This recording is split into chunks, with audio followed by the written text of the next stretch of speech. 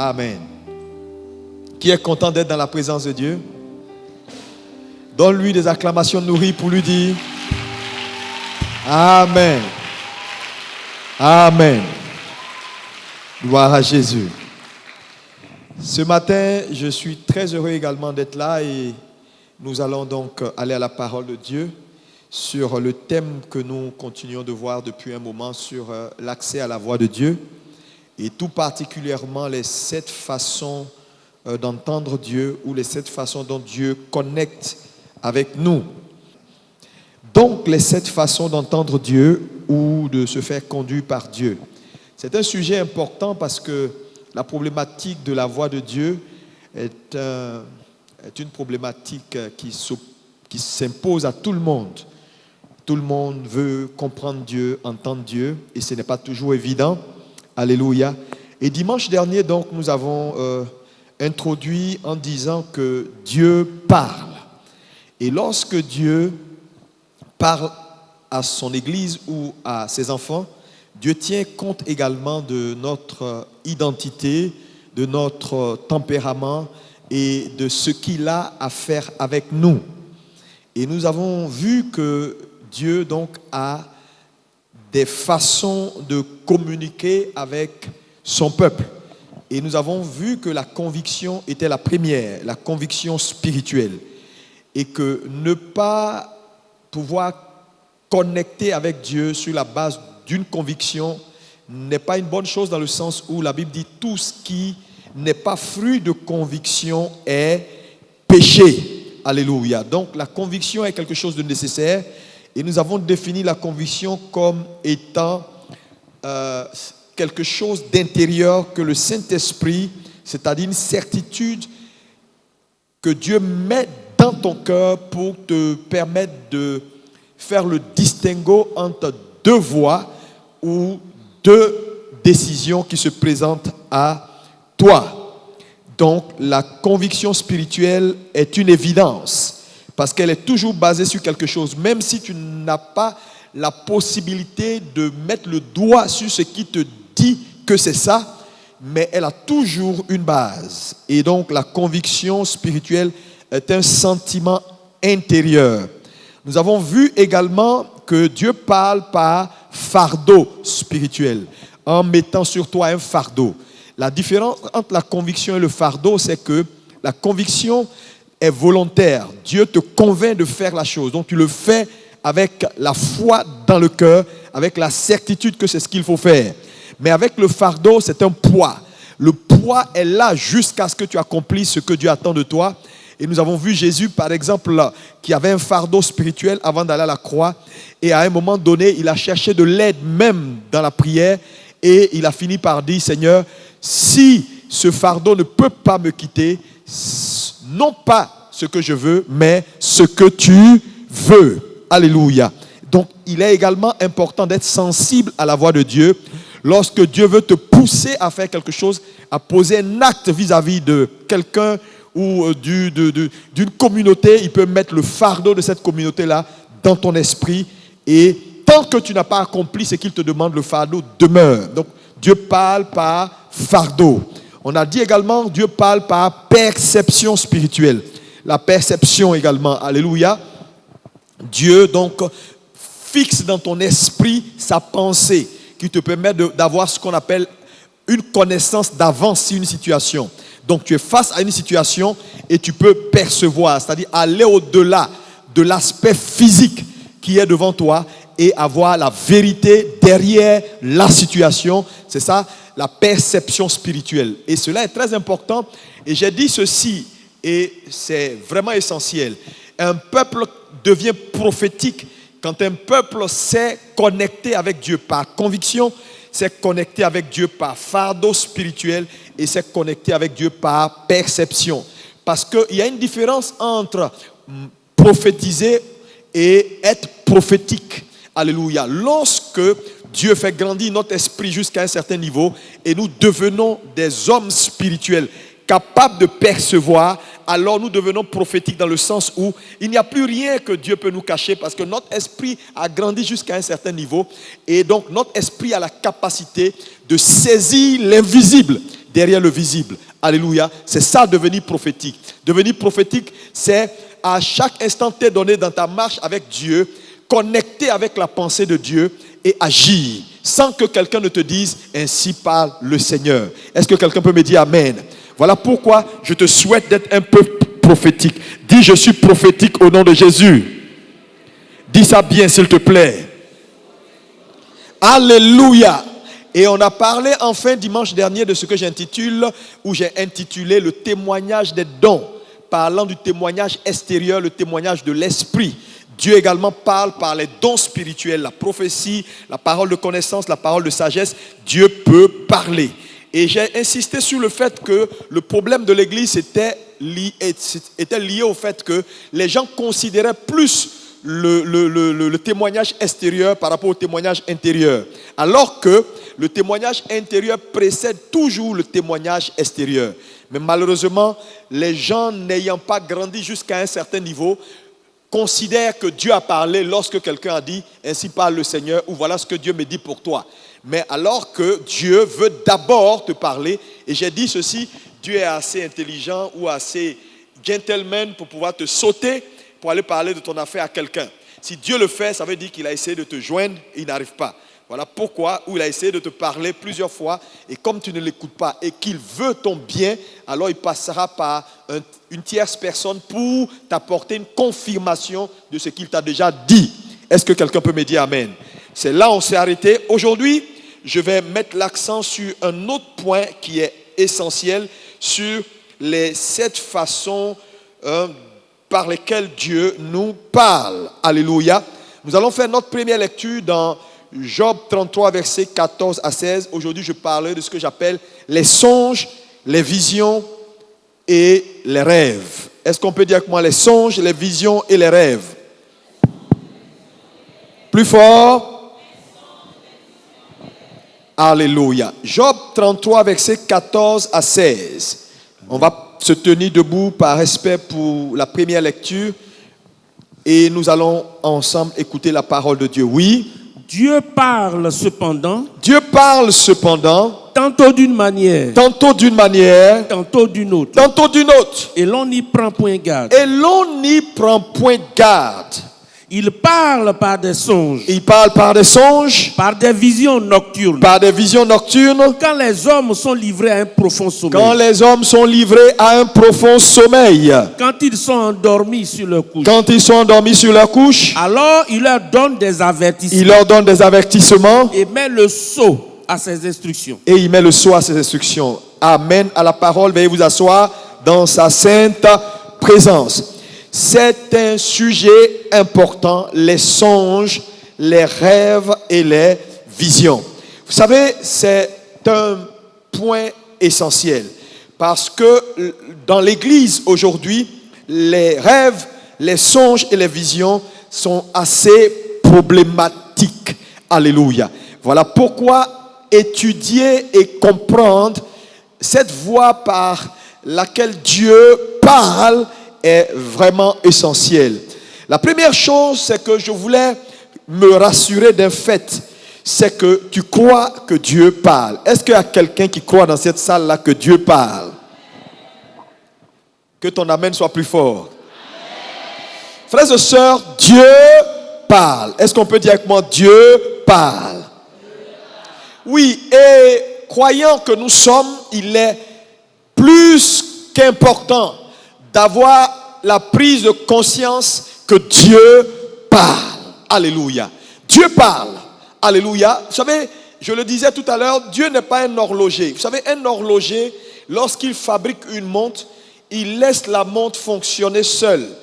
Il a fait la fabrication. Dès qu'il a fini, le reste, la montre, pendant toute son existence, tourne seule, tourne seule, tourne seule. Alléluia. Mais Dieu n'est pas un horloger pour fabriquer quelque chose et laisser la chose tourner d'elle-même. Mais Dieu, lorsqu'il fait l'homme, il reste dans la relation. Alléluia. Dieu nous fait et Dieu reste dans la relation avec nous. Ça veut dire quoi? Dieu veut continuellement interagir avec sa création. Alléluia. Pourquoi? Parce que Dieu est intéressé par ce qui touche ta vie. Tous les aspects de ta vie intéressent Dieu.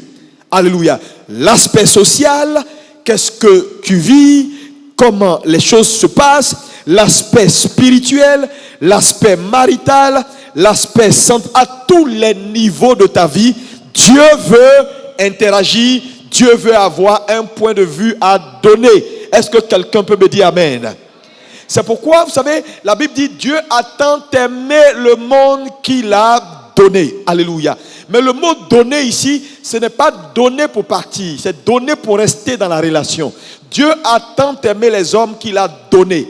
Mais il n'a pas donné Jésus pour être loin, mais il a donné Jésus pour rester dans la relation avec nous. Donc, le don que Dieu nous a fait de la personne de Jésus n'est pas un don comme si tu venais et tu donnais 100 000 francs à quelqu'un, puis tu dis bye bye, je te donnais 100 000 francs, tu te débrouilles. Non, mais il t'a donné Jésus et il est resté dans la relation avec toi. La preuve, en te donnant Jésus, il est en toi. Désormais, la Bible dit Christ en vous, l'espérance de la gloire. Donc Dieu siège désormais en nous et nous sommes perpétuellement en communion. Alléluia. Voilà pourquoi il est plus que jamais nécessaire à chaque enfant de Dieu d'avoir la prise de conscience que Dieu est intéressé par tout ce qui te touche. Oui, Dieu est intéressé par tout ce qui te touche. Alléluia. Alléluia. Et donc, si Dieu est donc intéressé par tout ce qui nous touche, alors il est essentiel également pour nous d'être intéressés à savoir réellement ce Dieu-là.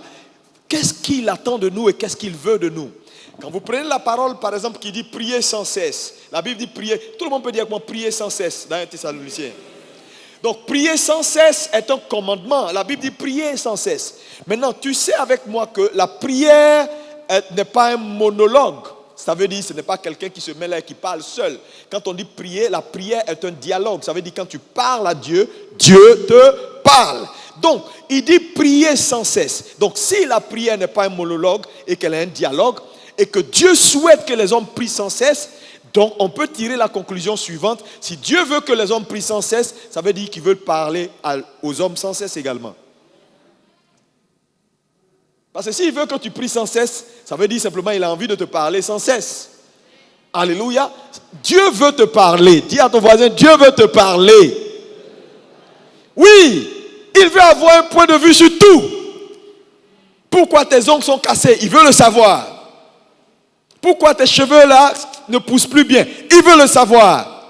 Parce que tu crois que ce sont des choses qui n'intéressent pas Dieu. Ta vie intéresse Dieu dans tous les aspects et dans tous les détails. Est-ce que quelqu'un peut me dire Amen? Alléluia. Et donc, les songes, les rêves et les visions sont un moyen que Dieu utilise également pour interagir avec son peuple. Il nous parle par conviction intérieure. Il nous parle par fardeau spirituel, il nous parle par perception spirituelle, il nous parle par le témoignage de l'esprit, qui est le témoignage des dons, mais il nous parle également par des rêves, par des songes et par des visions. Alléluia. Maintenant, qu'est-ce que c'est qu'un rêve?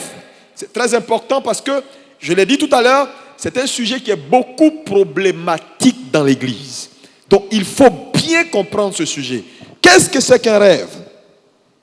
Alléluia. Les rêves sont du domaine de l'imaginaire. Quand on parle de rêve, les rêves donc sont du domaine de l'imaginaire. En général, un homme rêve ou a un songe lorsqu'il est endormi. Donc, un homme endormi, en général, a soit un rêve ou un songe. Alléluia.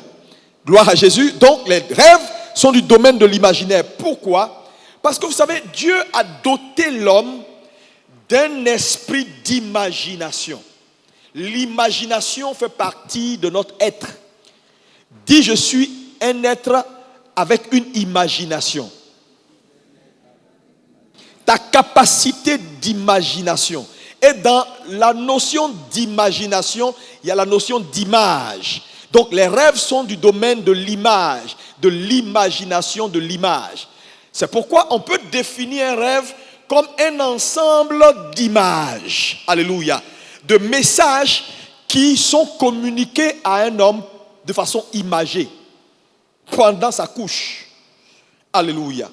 Donc, nous recevons donc de façon imagée un message pendant notre sommeil. C'est ça un rêve. Donc, les rêves sont du domaine de l'imaginaire. Donc, quand on parle de rêve, on parle d'imaginaire. Alléluia. Maintenant, la différence entre un rêve et un songe, c'est très important de le saisir, c'est que un rêve peut être un songe, mais un songe n'est pas un rêve. Alléluia. Je m'explique. Un rêve est un ensemble d'images qu'un homme reçoit pendant sa couche et qui peut traduire un message, qu'importe l'origine. Vous comprenez? Un songe est un rêve, sauf que c'est un rêve avec un sens divin. Mais un rêve n'a pas toujours un sens divin. Mais un songe est un rêve avec un sens divin. Ça veut dire quoi? Un songe, donc, peut ou est un ensemble d'images que Dieu communique à un homme pour lui transmettre un message qui a un sens. Donc, un rêve peut être un songe, mais un songe n'est pas un rêve. Est-ce que quelqu'un comprend un peu? Si tu comprends, fais comme ça. Si tu comprends. Parce qu'il y a des gens qui me regardent avec un air un peu bizarre. Ils disent, mais pasteur, alléluia. Mais très souvent, vous allez voir que dans la parole de Dieu, c'est interchangé. Entre rêve, songe, souvent, et vision, ces choses-là sont interchangeables dans la Bible.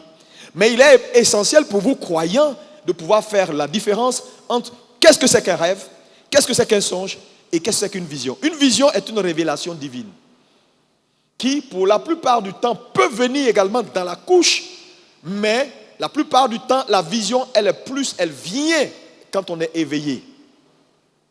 Donc, un rêve est du domaine de l'imaginaire. C'est un ensemble d'images qu'un homme reçoit pendant sa couche.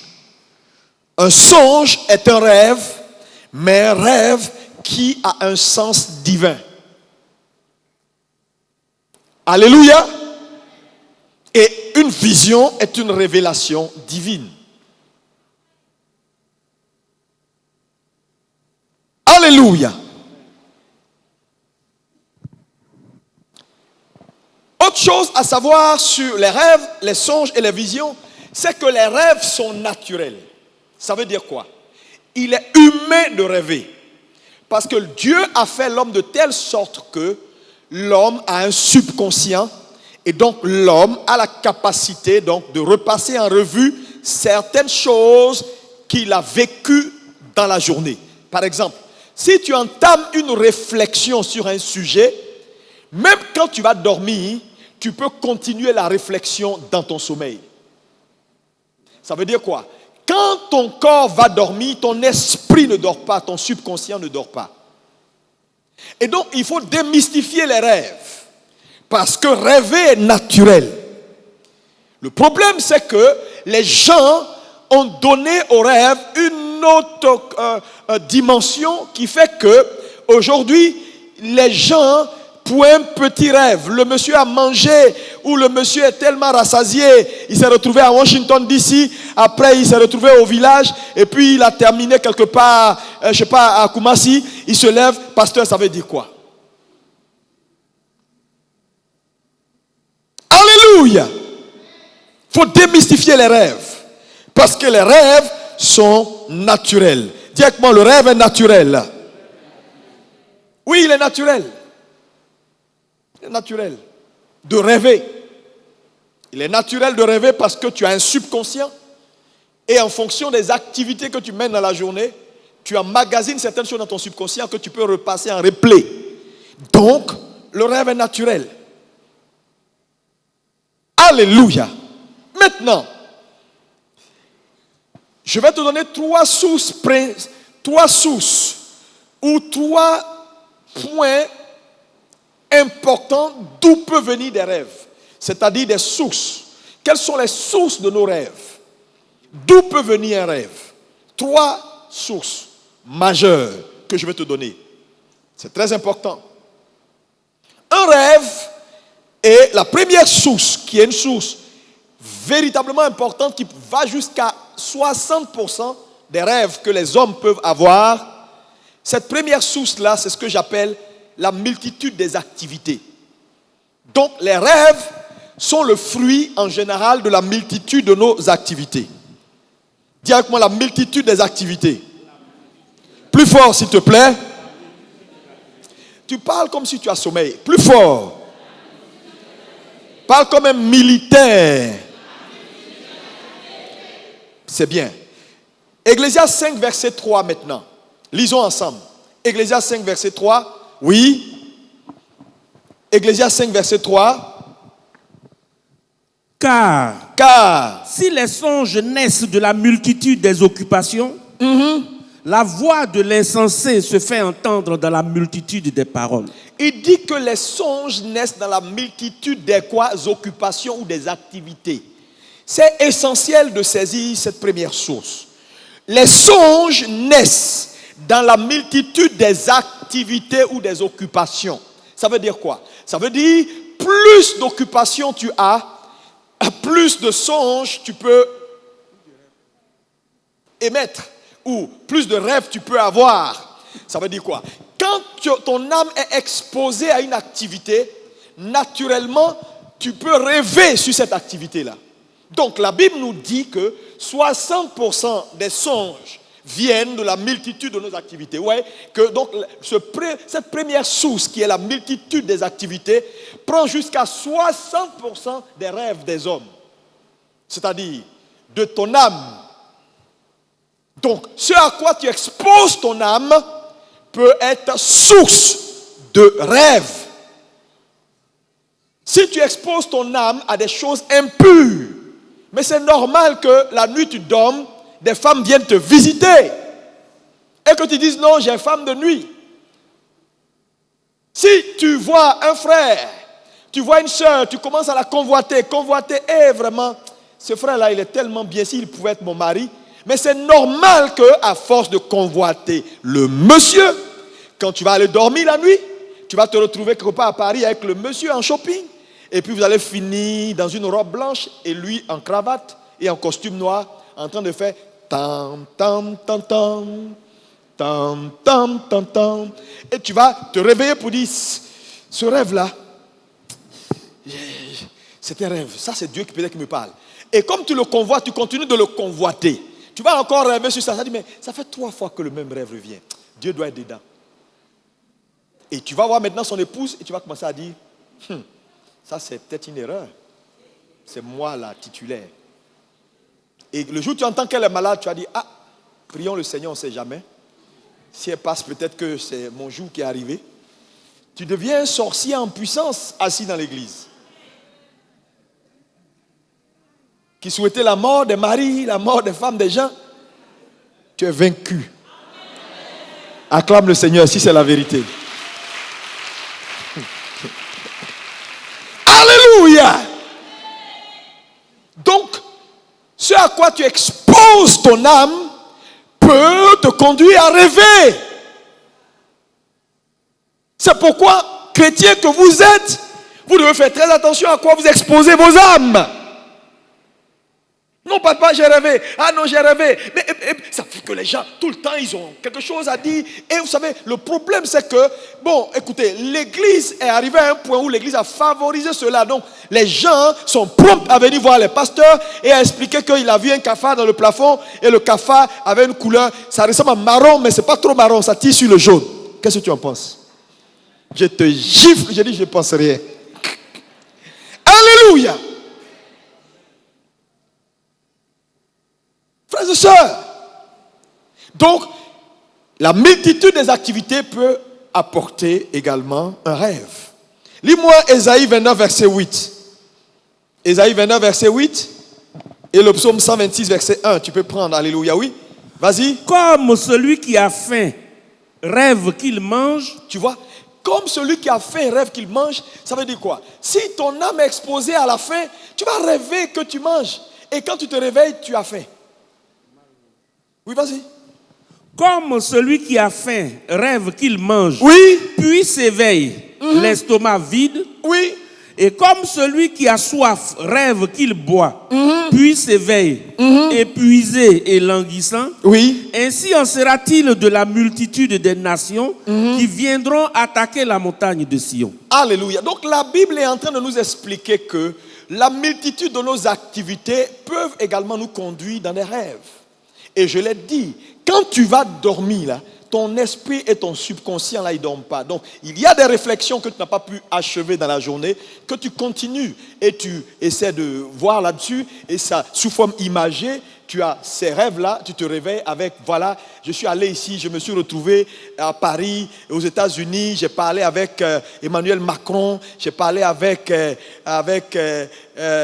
président mort, c'est-à-dire Guy Robert. Après, je suis revenu, j'étais avec le chef du village de Kofi Kro, limite.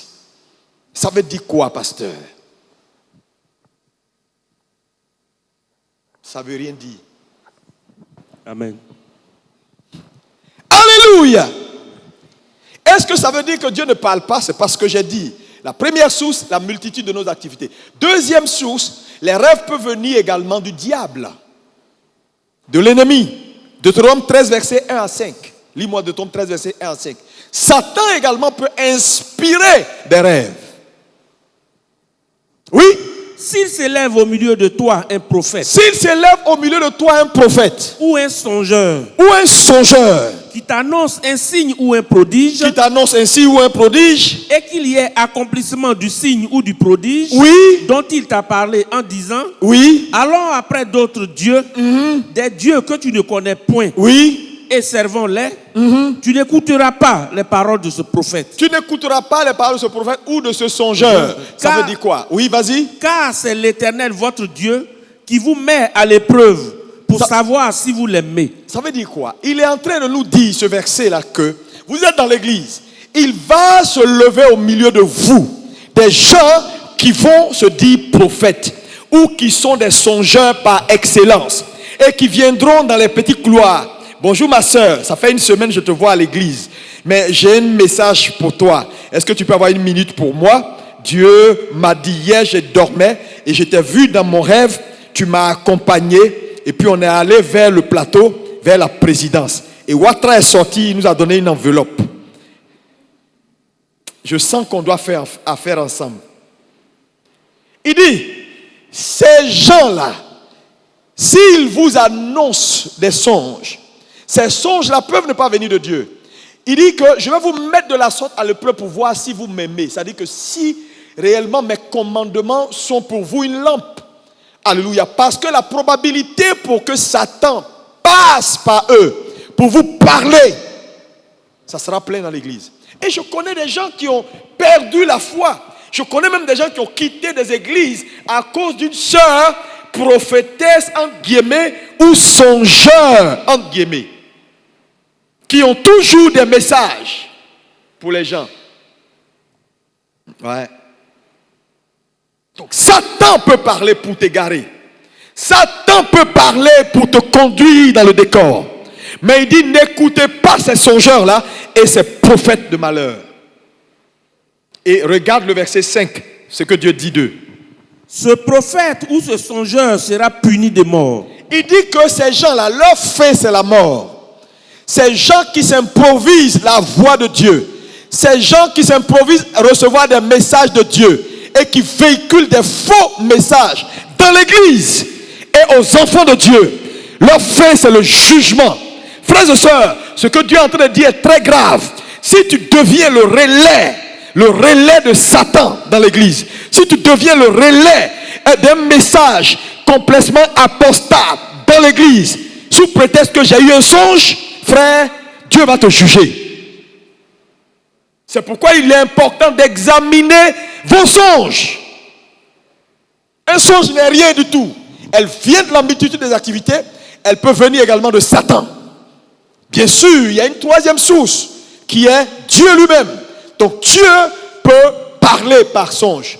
Mais comme je l'ai dit tout à l'heure, la première source qui est la voix des activités fait 60%. Dieu parle également par songe, on a à peine 15%, moins de 15%, on est autour de 10%. Ça veut dire quoi? Ça veut dire que parler par songe, interagir avec son peuple par songe, n'est pas sa voie privilégiée.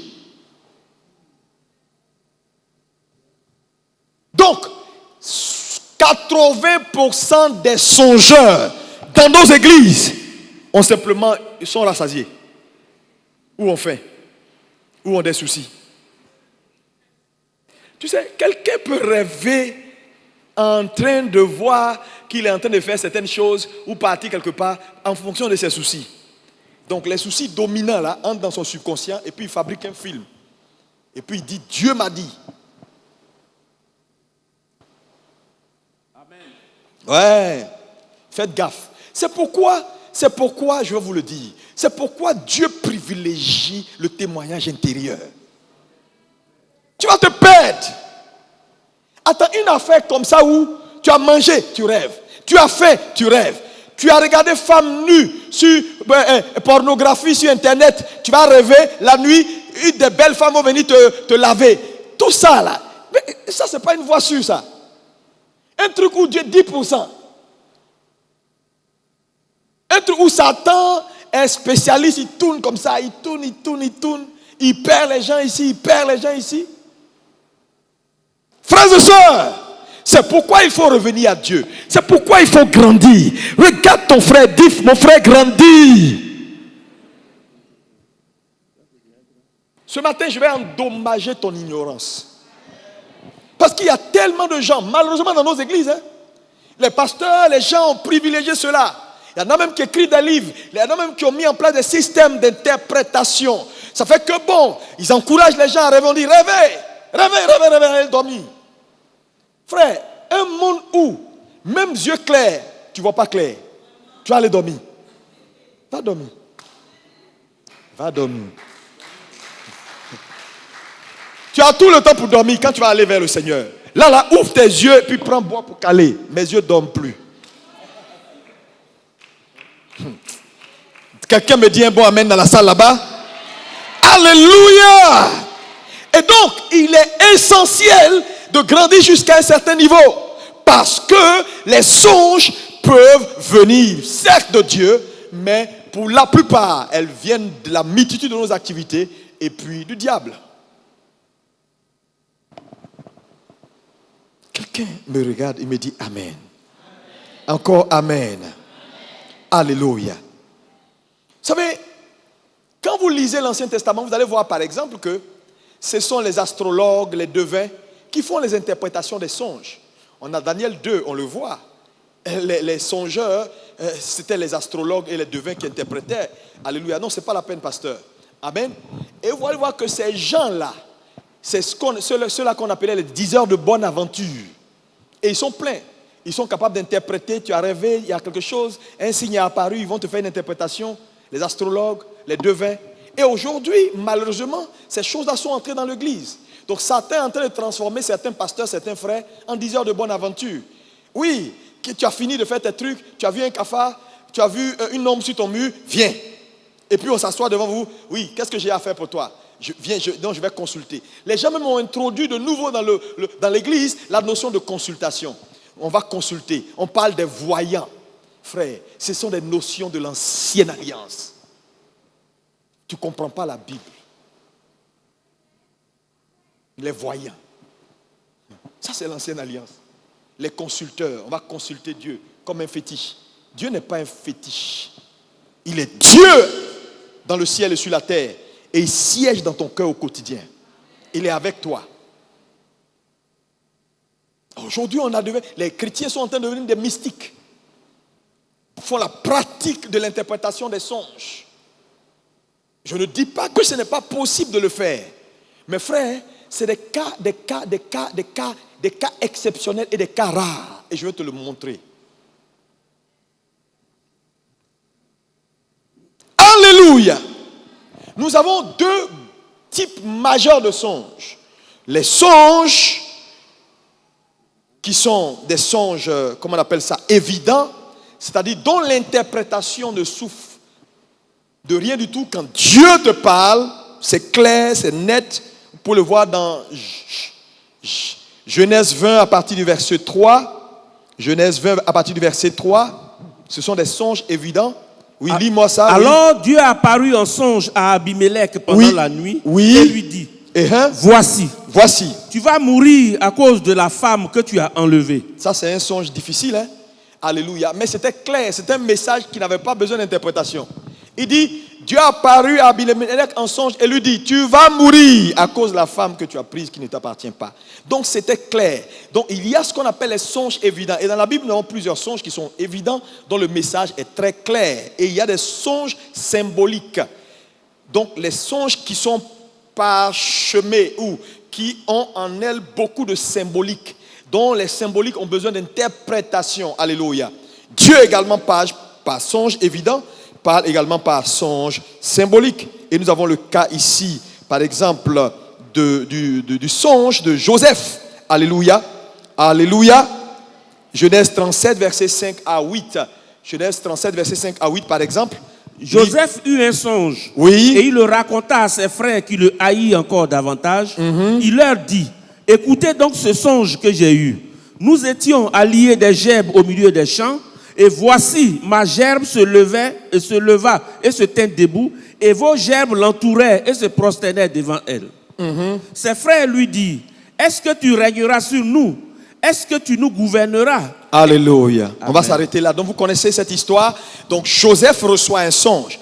Mais dans le songe, il y a des images, il y a des gerbes qui se courbent, il y a plein d'images. Et donc pour pouvoir comprendre un tel songe, il faut t'exercer à l'interprétation des symboles ou des signes qui sont dans ce songe. Donc, nous avons deux types de songes. Les songes qui sont évidents, dont l'interprétation est claire, et les songes qui sont symboliques et dont l'interprétation nécessite de grandir jusqu'à un niveau de compréhension. Est-ce qu'on peut me dire Amen? Mais une chose essentielle que je voulais dire ici, c'est que Dieu va toujours vous donner l'interprétation des songes qu'il vous donne. Et ça, c'est vraiment essentiel parce que beaucoup de chrétiens disent, mais oui, mais pasteur, moi j'ai un songe, je ne comprends pas. Je veux te dire, si le songe vient de Dieu, Dieu va te donner l'interprétation. Tu me dis, et le cas de Pharaon? Pharaon n'était pas chrétien du tout. Il a reçu un songe qu'il ne comprenait pas parce qu'il ne connaissait pas Dieu. Nous avons également dans Acte 10 que nous allons lire tout à l'heure. Lis-moi Acte 10, le cas de Corneille. Alléluia. Lis-moi Acte 10, versets 28 à 29. Le cas de Corneille. Corneille était grec, il ne connaissait pas le Seigneur. Donc Dieu lui donne une révélation par songe et Dieu envoie quelqu'un donc interpréter le songe pour lui. Oui, vas-y. Vous savez, leur dit-il, qu'il est défendu à un juif de se lier avec un étranger ou d'entrer chez lui. Oui. Mais Dieu m'a appris à ne regarder aucun homme comme souillé et impur. Oui. C'est pourquoi je n'ai pas eu d'objection à venir. Puisque vous m'avez appelé, je vous demande donc pour quel motif vous m'avez envoyé chercher. Oui. Corneille dit, il y a 4 jours, à cette heure-ci, je priais dans ma maison à la 9e heure. Et voici, un homme vêtu d'un habit éclatant se présenta devant moi et dit, Corneille, ta prière a été exaucée et Dieu s'est souvenu de tes aumônes. Envoie donc à Joppé et fais venir Simon, surnommé Pierre. Il est logé dans la maison de Simon, corroyeur près de la mer. Aussitôt, j'ai envoyé vers toi et tu as bien fait de venir. Amen. Donc, vous voyez que Dieu envoie des gens donc aider cet homme-là à entrer dans l'alliance abrahamique parce que c'était un homme de bien, on connaît son histoire. Mais qu'est-ce que je veux vous dire ici? Dieu interprète toujours les songes qu'il donne à ses enfants. Est-ce que quelqu'un peut me dire Amen? Oui, Dieu le fait, il le fait. Lis-moi Jérémie 23, verset 28. Jérémie 23, verset 28. Vas-y, tout le monde, on suit? Oui. Jérémie 23, verset 28. Que le prophète qui a eu un songe raconte ce songe. Que le prophète qui a eu un songe raconte le songe. Et que celui qui a entendu ma parole rapporte fidèlement ma parole. Et que celui qui a entendu ma parole au travers du songe reçoive cela avec fidélité. Oui. Pourquoi mêler la paille au froment. Ici, quand il dit pourquoi mêler la paille au froment, il est en train de dire que lorsqu'un songe vient de Dieu, alléluia, elle est toujours précise. Et lorsque tu reçois ce message, il ne faut pas extrapoler et en mélanger le message de Dieu avec autre chose. Parce que le problème aujourd'hui dans nos églises, c'est cela. Les gens veulent interpréter ce qui n'est pas interprétable. Oui, les gens veulent interpréter tout. Mais la chose est simple. Quand Dieu te parle, vous savez, la Bible est le livre le plus simple. Quand Dieu te parle, il va te parler calmement, il va te dire les choses telles qu'elles sont. Je dis et je le répète et je l'ai dit au premier culte. Frère, si Dieu n'a pas envie de te parler, il ne va pas te parler. Dieu n'a pas peur de toi. S'il veut te parler, il va te parler. Mais attends, pourquoi il va venir vers toi et puis te parler comme ça, un peu bizarrement, et puis il dit ça, il dit pas ça, il dit ça. Attends, quel objectif Dieu cherche? Non, je te pose une question, réponds-moi. C'est comme moi, je veux envoyer mon fils, et puis je lui dis, ça va? Tu vas aller. Ne va pas. On est ici. Il y a du riz. Et puis je dis, et puis j'attends à ce qu'il fasse ce que j'ai dit. Attends, tu vas aller. Ne va pas. Il y a du riz. Si je veux lui dire, va prendre quelque chose pour moi, je lui dis ça clairement, je lui explique, et puis il obéit. C'est pourquoi je veux dire à quelqu'un ici, si un songe vient à toi, tu ne comprends pas, jette. Si c'est Dieu, il va ramener ça. Et puis il va t'expliquer. Il ne va pas se fâcher parce que tu as jeté. Frère, je ne vais pas me tuer pour quelque chose que je ne comprends pas. Dieu te connaît. Vous savez, Dieu vous connaît. Regarde quelqu'un, dit Dieu te connaît. Il n'a pas peur de toi, il te connaît, il sait comment te composer. S'il veut, ça dit que parmi mes enfants là, je sais un peu, ça dit comment communiquer avec un pour qu'il me comprenne, comment communiquer avec l'autre pour qu'il me comprenne. Donc, quand je les connais, je vais vers eux avec la meilleure communication possible qui leur permettra de me comprendre, n'est-ce pas? Ça, c'est ça, on appelle un bon père. Pourquoi vous voulez que vous soyez des bons parents et que Dieu soit un mauvais père? Et il vous parle flou. Il vous balance ici, il balance ici, il balance ici. Et toi, tu es dans le flou. Et tu es là, oh, je ne sais pas, Seigneur, j'ai eu un songe. J'étais aux États-Unis. Quand Trump m'a salué, je me suis retrouvé au village. Et ma grand-mère courait. J'étais derrière elle. Et il y avait 3 bœufs. Et puis après, on est venu à l'église. Et puis je vois le pasteur. Et je vois le pasteur qui dansait. Et puis quelque chose me dit, c'est fini. Il danse maintenant. Attends. Si tu envoies tes choses à moi, tu vas voir. Parce que les gens, quand ils veulent te rendre païen, ils vont rêver sur toi que tu es devenu païen. Non mais, chérie, dis, tu ne parles pas de quelqu'un, dis, tu es vaincu au nom de Jésus. Je te dis, moi je connais des fidèles qui ont commencé à douter de leur pasteur. Parce qu'à un moment donné, ils rêvent, ils voient le pasteur. Il dit, mais pasteur, j'ai rêvé, mais je le vois, quand je le rêve, je le vois à demi nu. Il a porté petit caleçon comme ça, un petit caleçon. Ça veut dire quoi? Ça veut dire que Dieu l'a abandonné. Hein? Il est nu dans le rêve. Il est nu. C'est dans ta tête que ça se passe. Tu as tes problèmes. Tu penses que le monsieur a un problème. Il n'a pas de problème, c'est toi qui as un problème. Donc tu es en train de rêver tes problèmes que tu as dans ta tête. Satan est mauvais, hein? Si tu ne comprends pas ce qu'il te dit là, j'ai dit, tu peux même douter. Je connais des hommes qui ont chassé leur femme. Il dit, j'ai rêvé 3 fois. Elle serait mon cou. Tu as envie de changer de femme là. Il faut dire il y a longtemps. Il ne faut pas prendre enfant des gens, chercher à tuer enfant des gens. Mais mon ami, tu as envie de changer de femme, tu regardes tout en train de convoiter la soeur là qui passe. La soeur là. Mais pasteur, qu'un mariage n'est pas fait selon les Écritures.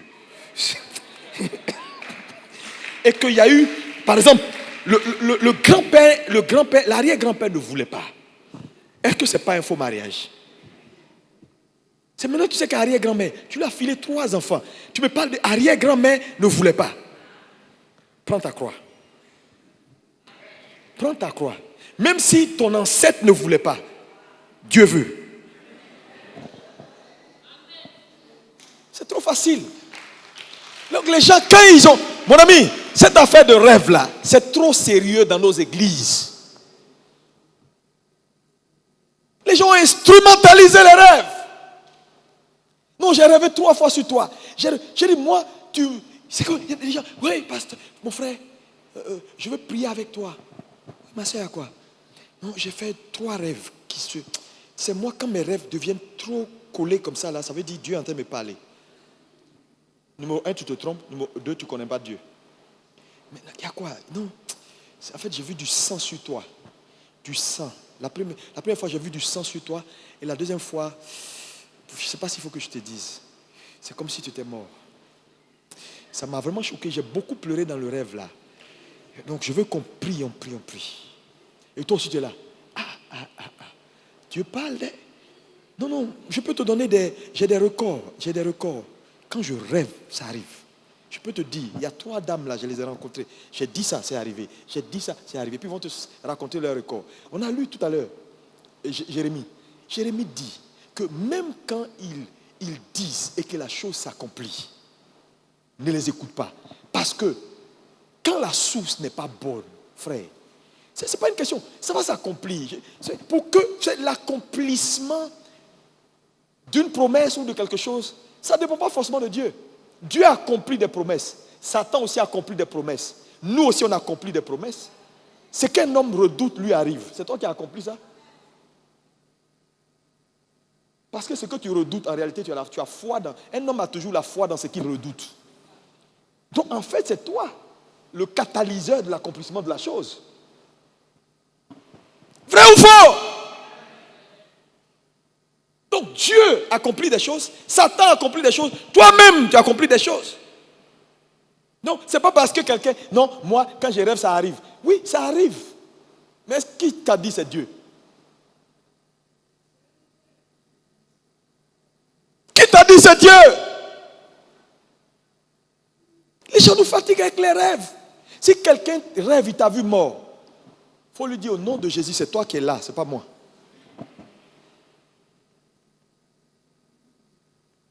Il y a des gens qui ont un esprit de sorcellerie. Ouais. C'est des sorciers en puissance. Parce que la sorcellerie, ce n'est pas courir dans les villages là-bas et puis avoir la nuit, tu es sur balai. Ce n'est pas ça. Il y a des sorciers en puissance assis dans l'église. Quand toi, tu as du pain dans ta main, ton frère a du pain dans sa main, et puis tes yeux sont sur son pain et non sur pour toi, tu es un sorcier. Attends, tu as le même pain. Et puis tu es là. Tu as quoi? Regarde pour toi là, c'est le même pain là tu as en main. Mais c'est pour lui là. Et puis tu lapes tes lèvres. Tu regardes son pain. Regarde ton propre pain. C'est comme ça la sorcellerie commence.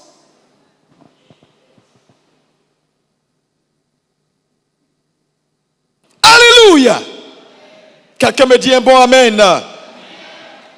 Et donc, quand on reçoit la prophétie, la Bible nous exhorte à ne pas ajouter.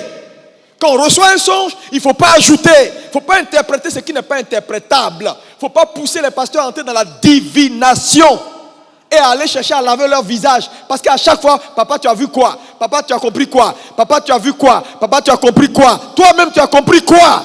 Tu as le même Saint-Esprit là en toi, non? On dit quand tu vas le recevoir, il va te conduire. Toi-même, tu as vu quoi?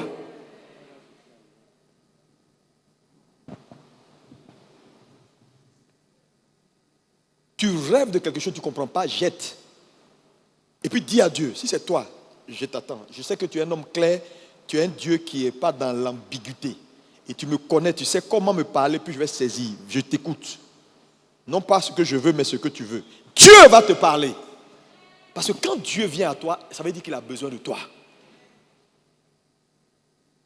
Il ne va pas se fâcher parce que tu as rejeté. C'est lui qui a dit examinez toutes choses, hein, et retenez ce qui est. C'est lui qui l'a dit. Église, grandissez.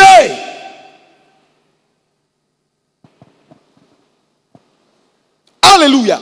Je ne suis pas en train de dire que Dieu ne parle pas par songe. C'est pas ce que je suis en train de vous dire. Mais je dis que ce n'est pas la voie privilégiée de Dieu. Dieu parle par songe. Nous avons dans la Bible, par exemple, Genèse 31, verset 10 à 13, Dieu parle à Jacob et lui donne une stratégie pour recouvrir ce que Laban, son oncle, lui a volé. Dieu parle également. Donc on a 1 Roi 3, verset 5. Dieu parle à Salomon par songe. On a Matthieu 1, verset 18. Lis-moi Matthieu 1, verset 18 à 25. Le cas de Joseph, époux de Marie. Vas-y.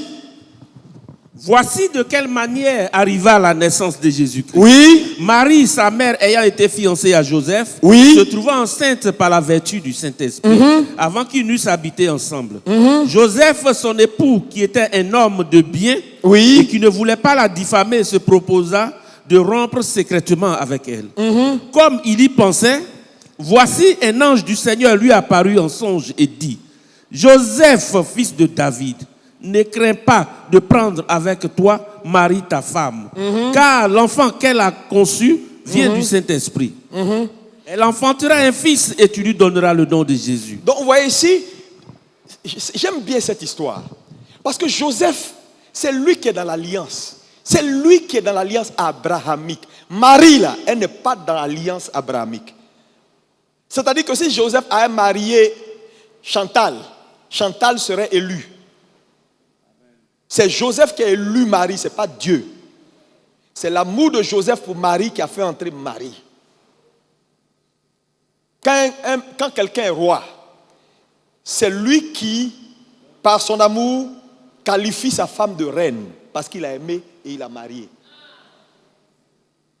Elle n'est pas sang royal, mais on l'appelle reine parce que je l'ai aimée. Donc c'est mon amour qui la qualifie à cette position de reine. On dit Madame la Présidente, ce n'est pas elle qui a été élue. C'est son mari qui l'a aimée, et puis elle est là, et puis elle a pan motard partout. C'est la même chose. Vous comprenez? Donc Joseph connaît l'alliance. Joseph voit sa femme enceinte. Sa femme lui dit, un ange est venu me voir, il m'a dit que oui, c'est Dieu qui m'a enceinté. Joseph dit, moi, je connais Dieu. Je ne suis pas d'accord aujourd'hui, je ne suis pas d'accord demain. Je vais te chasser. Parce que depuis quand ici à Jérusalem, ange enceinte les gens? Ou Saint-Esprit enceinte les gens? Mon ami, Dieu était obligé de se déplacer du ciel pour venir la nuit, parler à Joseph pour dire, calme-toi, c'est moi. Je vous dis, si tu ne comprends pas, rejette. Dieu va revenir si c'est lui.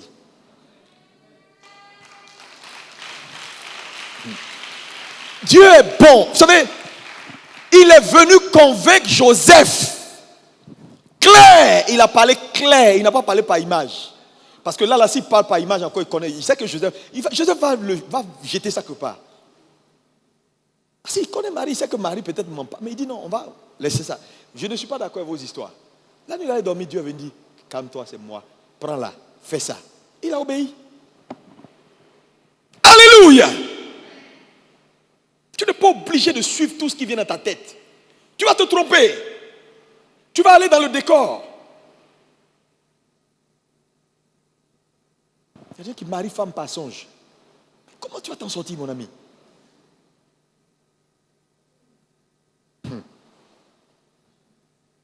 J'ai rêvé, je l'ai vu.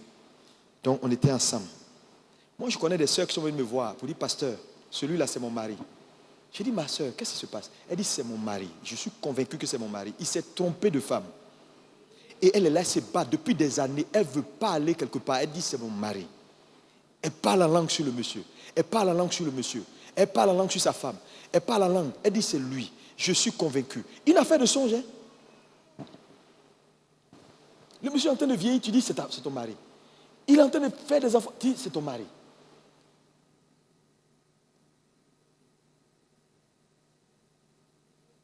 Parce qu'elle a grandi dans une atmosphère où c'est ce qui est de coutume.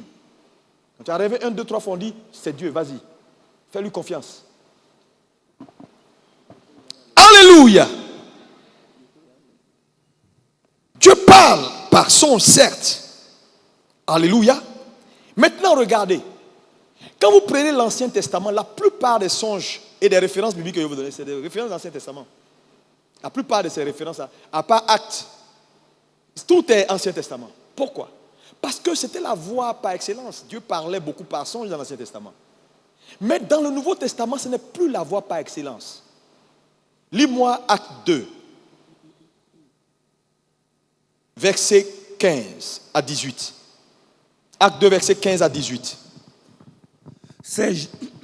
Ces gens ne sont pas ivres, Oui. comme vous le supposez, Oui. car c'est la 3e heure du jour.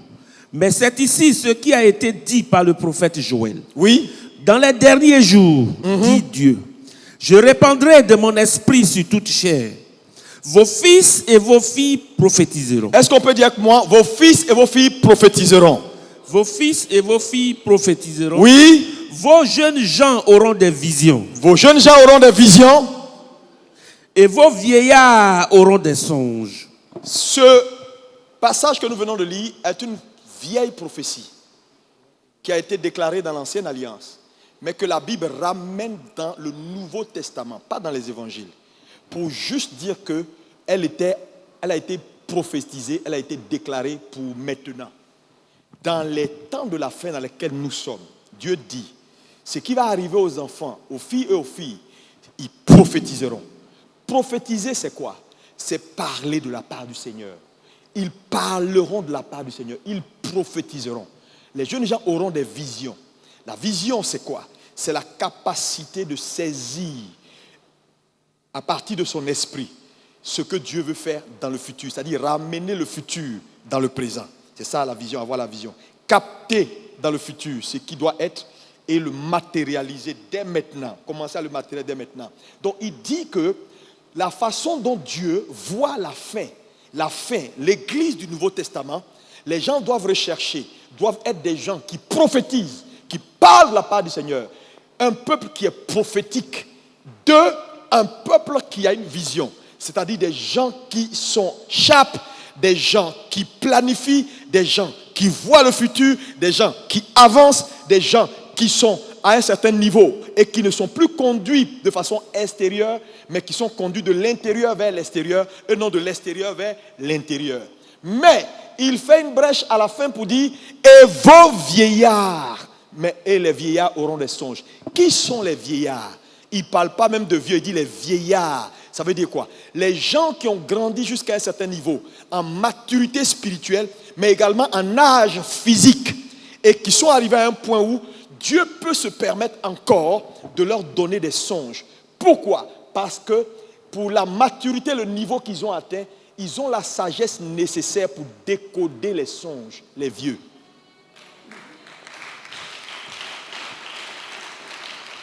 Mais les vieux, maintenant ma question, toi tu as quel âge? Tu es un vieillard? Pose la question à ton voisin s'il te plaît, s'il est un vieillard.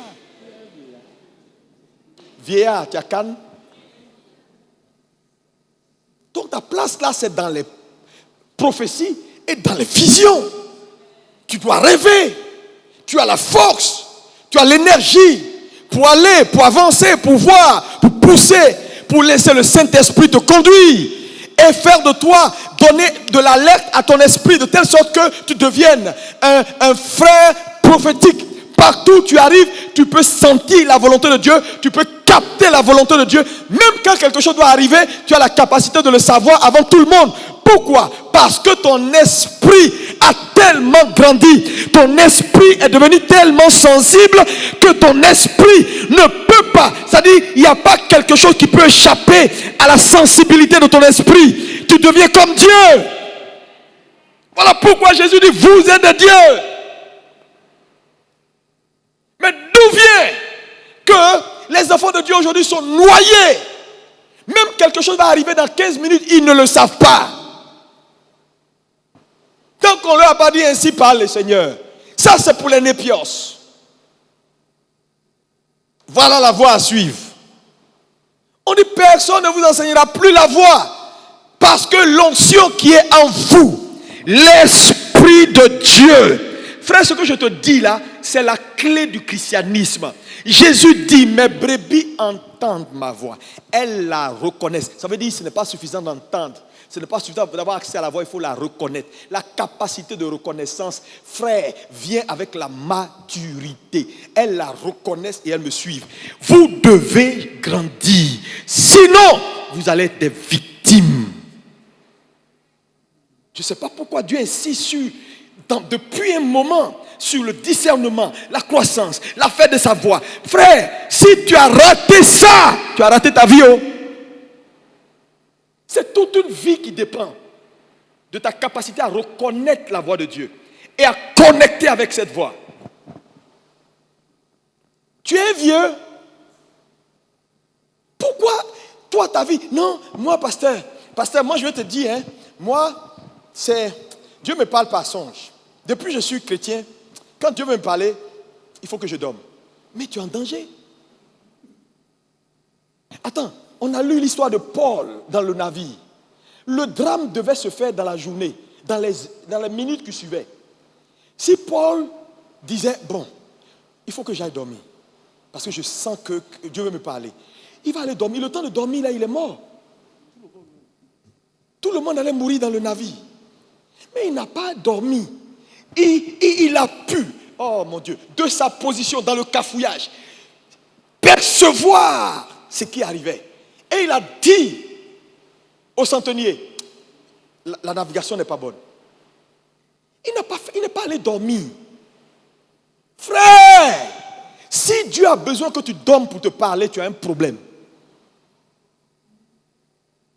C'est-à-dire, toi, on ne peut pas te parler quand tu es éveillé. Il faut que tu sois dans un état de mort. Quand tu ronfles, Dieu dit, bon, là, comme, c'est-à-dire que ça veut dire que tu es très charnel. Ouais. Ça veut dire qu'il faut que Dieu fasse en sorte que ton corps physique soit paralysé dans un sommeil profond, pour qu'il puisse avoir au moins accès à ton âme et à ton esprit. Tu as un problème spirituel. Tu as un gros problème spirituel. Il faut que Dieu te délivre. C'est-à-dire, quand tu es yeux clairs, ton esprit est noyé. Parce que l'activité charnelle est telle que, même quand Dieu veut parler, ton esprit crie. Ta chair dit, tais-toi là-bas, pousse quelque part. Depuis dans ta tête, c'est des choses qui circulent. Oui, je vais entrer ici, je vais sortir ici. C'est des trucs qui passent. C'est-à-dire que les activités charnelles sont à 100% en activité. Dieu ne trouve même pas place pour te parler. Mais tu vas avoir des problèmes. Imagine-toi, tu finis le culte, tu vas prendre, et puis Dieu veut te dire, ne prends pas ce taxi-là, c'est un braqueur. Mais prends le deuxième qui arrive. On fait quoi là? Dieu doit te donner sommeil sur le goudron.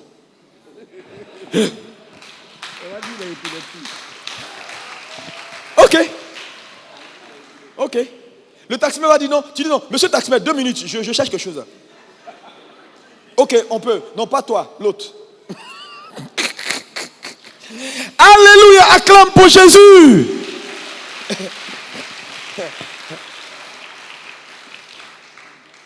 Non. Peut-être tu as fait ça avant, il faut changer. Dis-moi amen. Dis-moi amen. Dieu parle par songe, mais ce n'est pas la voix privilégiée. Frère, ce n'est pas la voix. Si tu as considéré le songe comme la voix par excellence par laquelle Dieu arrive à toi, tu t'es trompé. À partir d'aujourd'hui, dis à Dieu, Seigneur, ne me parle plus par là parce que je ne vais pas te suivre. Parle-moi directement. Aide-moi à grandir. Aiguise mon esprit. Parle-moi. Je suis ton fils, ta fille. Parle-moi. Je t'écoute.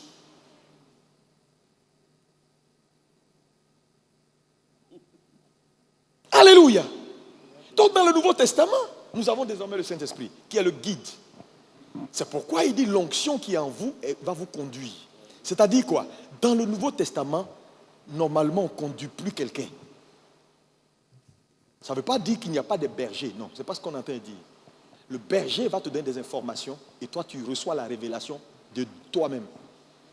C'est pourquoi en fait, il n'y a aucune révélation qui se donne. On reçoit. Parce que tout ce que je suis en train de dire là, il y a des gens qui sont en train d'écrire des pages. Il y a des gens qui n'arrivent même pas à écrire 3 pages. Parce qu'il y a des gens qui, en même temps que je parle, Dieu ouvre leurs esprits sur d'autres aspects des choses que je ne suis même pas en train de dire. Ça, c'est leur onction en eux là qui est en train de les pousser dans tous les sens. Mais il y a des gens, c'est qui ces informations ils reçoivent.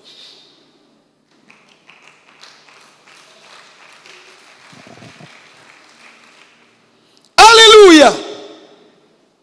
C'est pourquoi je veux t'encourager à prier Dieu ce matin et à dire Seigneur, fais-moi grandir. Regarde par exemple, je te donne un exemple. J'ai donné ça tout à l'heure. Regardez par exemple. En Côte d'Ivoire ici, on a une structure qu'on appelle la CGRAE. Vous connaissez ça? C'est là-bas les retraités, les vieux là. C'est là-bas ils prennent leur argent. Toi, tu es jeune, tu travailles. Et puis tu vas voir ton directeur. Moi, virer mon argent à la CGRAE. Le monsieur va te trouver bizarre. Parce que là-bas, c'est pour les vieux. Les vieux fatigués, on vient, on met, on dit, on appelle leur nom. Ancien Kwaku Kofi. Et puis il fait comme, oui. Ancienne Aya Amena, tu es là? Et puis ils sont là, ils viennent doucement. Donc on a fait les trucs là, tout est doucement là-bas parce que c'est pour eux. Et toi, le jeune de 25 ans, 30 ans, au lieu d'aller à la banque, faire rang comme tout le monde, prendre ton argent à la banque, tu dis non, moi c'est Ségraeux. Tu n'es pas normal. Ségraeux là, c'est pour les vieux. C'est parce qu'ils sont fatigués qu'on a fait Ségraeux pour ne pas que les gens aillent les bousculer. À la fin du mois, ils vont s'asseoir tranquillement. On a pitié, on leur donne un peu de café et puis on leur donne leur argent dans une petite enveloppe. Ils prennent ça comme enveloppe, on ferme bien pour ne pas que ça tombe. Et puis ils font comme ça. Et puis toi, un jeune homme, tu fais quoi là, Ségraeux? Quand les gens vont te voir, ils vont dire, mon ami, ta place n'est pas ici. Ta place n'est pas dans l'affaire des songes là. Quitte là-bas. Regarde ton voisin et dit, tu n'es pas dans l'affaire des songes, c'est pour les vieux. Dieu veut interagir avec toi directement. Maintenant, une chose importante, c'est que dans le songe, c'est que beaucoup de gens pensent que quand on rêve beaucoup, ça veut dire qu'on est spirituel. C'est faux. Parce que Dieu parle à des païens. La Bible dit dans Daniel 2, verset 1, que Dieu donna un songe à Nebuchadnezzar. Ce n'était pas un chrétien. Donc il y a plein de païens comme ça dans la Bible à qui Dieu a donné des songes. Dieu lui-même, des vrais songes qui viennent de lui. Il a donné ça à des païens. Donc la multitude de tes songes ne fait pas de toi un homme spirituel. Donc on ne peut pas qualifier l'état spirituel d'un homme par le fait que c'est lui qui dit toujours j'ai vu, j'ai rêvé, j'ai vu. Ça ne fait pas de toi un homme spirituel. Deuxième chose, le fait que tu aies plusieurs songes qui s'alignent et qui se répètent ne veut pas dire que ça vient de Dieu. Parce que les songes sont également résultat de nos activités. Si tu répètes les mêmes activités, tu auras les mêmes songes. Si tu exposes ton âme aux mêmes choses, tu auras les mêmes songes. Tu vas dire c'est Dieu, c'est pas Dieu. Parce que les gens disent non, ça fait 4 fois le même songe là revient. Oui, ça fait 4 fois que tu convoites le même monsieur, c'est tout.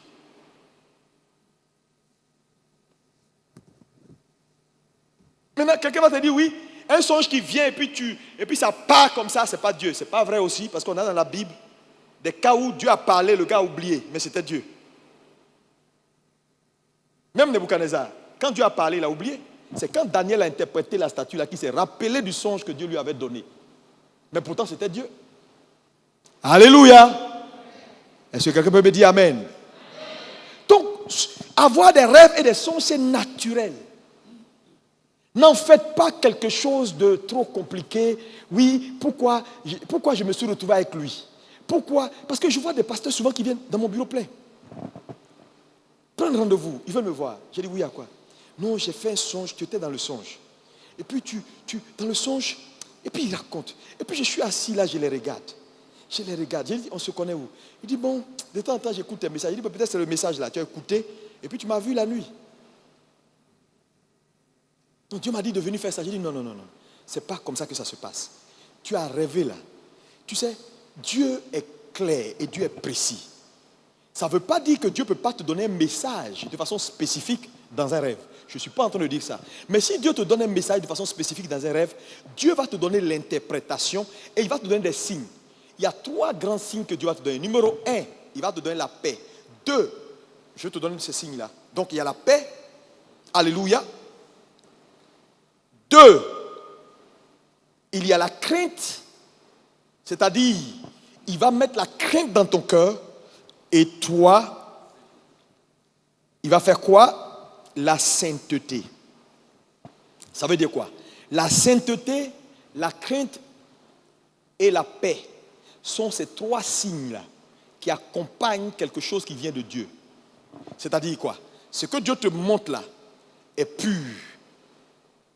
Tu fais un rêve, tu es en train de sortir femme de quelqu'un, tu dis c'est Dieu. Ça, ce n'est pas un rêve pur, ça. C'est une pudicité. Donc, il y a la sainteté dans ce que Dieu envoie vers un homme. 2, il y a la paix. La paix va accompagner. Et 3, elle va te conduire à la crainte. À une sainte crainte. Elle ne va pas te détourner de Dieu. Elle ne va pas te faire palabre aux gens. Elle ne va pas te faire quitter l'église. Elle ne va pas te faire des bêtises.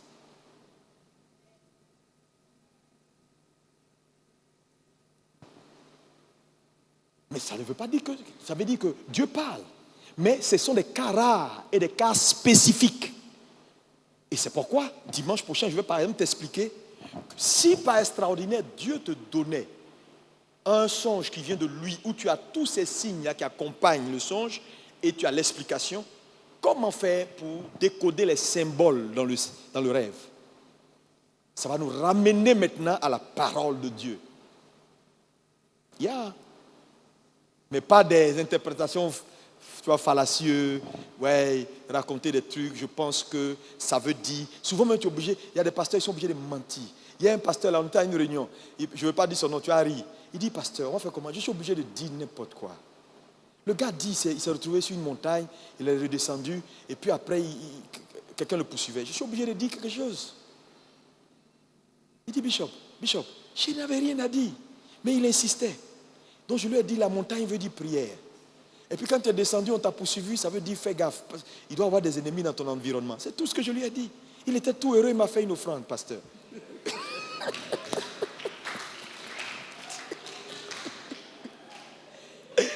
Et quand il m'a dit ça, j'ai ri jusqu'à fatiguer. Il dit, ah bon? Il dit oui. Il dit oui. Moi-même, je savais que ça ne voulait rien dire. Mais il insistait, il dit, il veut que je lui dise quelque chose. Que Dieu nous sauve. Tu es délivré ce matin, non? Acclame pour Jésus.